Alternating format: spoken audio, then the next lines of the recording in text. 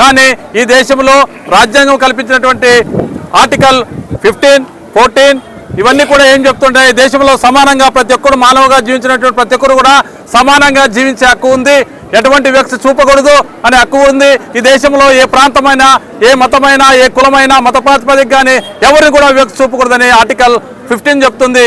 అలానే ఈ దేశంలో రాజ్యాంగం కల్పించినటువంటి ఆర్టికల్ 25 ప్రకారం ఈ దేశంలో పుట్టిన ప్రతి ఒక్కరు కూడా వారికి నచ్చిన మతాన్ని పోవచ్చు, వారికి నచ్చిన మతాన్ని స్వీకరించవచ్చు, వారి యొక్క నచ్చిన మతాన్ని ప్రచారం కూడా చేయవచ్చు, బోధ చేయవచ్చు అని రాజ్యాంగం కల్పించింది. మన హక్కు, ఆ హక్కు, ఆ స్వేచ్ఛ ప్రతి ఒక్కరికి ఒకే రీతిలో ఉండాలి.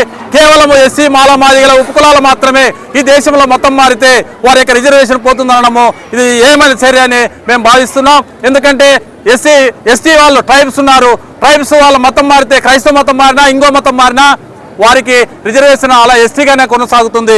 మరి అలానే ఓసీలు ఉన్నారు, అగ్రకుల బ్రాహ్మణులు కానీ, రెడ్డిస్ కానీ వాళ్ళందరూ ఉన్నారు, వారు కూడా వాళ్ళ మతం మారితే వాళ్ళు ఓబీసీ రిజర్వేషన్ అలానే కొనసాగుతుంది.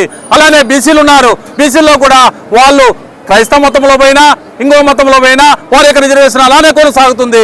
కేవలము ఎస్సీలు మాత్రమే వాళ్ళ యొక్క రిజర్వేషన్ మతం మారితే రిజర్వేషన్ పోతుంది అనడం ఇది వివక్ష కాదా?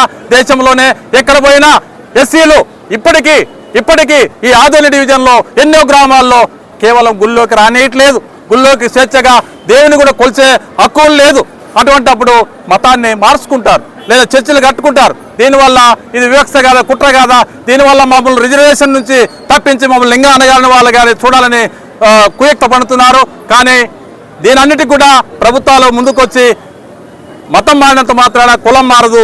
ఈ దేశంలో దళితులుగానే జీవిస్తున్నారు, ప్రతి గ్రామంలో దళితులు వివక్షగానే జీవిస్తున్నారు. కాబట్టి వారికి రిజర్వేషన్ కల్పించాల బాధ్యత ప్రభుత్వం పైన ఉందని, అదేవిధంగా గౌరవ ముఖ్యమంత్రి గారు చంద్రబాబు నాయుడు గారు ఇదివరకే దళిత క్రైస్తవులకు ఎస్సీ హోదా కల్పించాలని అసెంబ్లీలో తీర్మానం పెట్టారు. ఆ తీర్మానం ప్రకారం మరి ఒకసారి కొనసాగించి వీళ్ళ యొక్క హక్కులను ఖచ్చితంగా మేము కూడా ఇలా రోడ్ల మీదకి రావాల్సి వస్తుంది. రేపు దినమున ఢిల్లీలో కూడా మేము అతి పెద్ద ఎత్తున చేయబోతూ ఉన్నాము ఈ యొక్క కార్యక్రమాన్ని. అక్కడ కూడా కూర్చుంటాము, అక్కడ కూడా చేస్తాము. మా యొక్క హక్కులు మాకు చెల్లించేంత వరకు కూడా ఈ యొక్క పోరాటాన్ని ఆపము, ఈ యొక్క పోరాటాన్ని తీసుకొని పోతాము. ఈ యొక్క పోరాటము ఇంకా పెద్ద ఎత్తున కూడా చేస్తామని కూడా ఈరోజు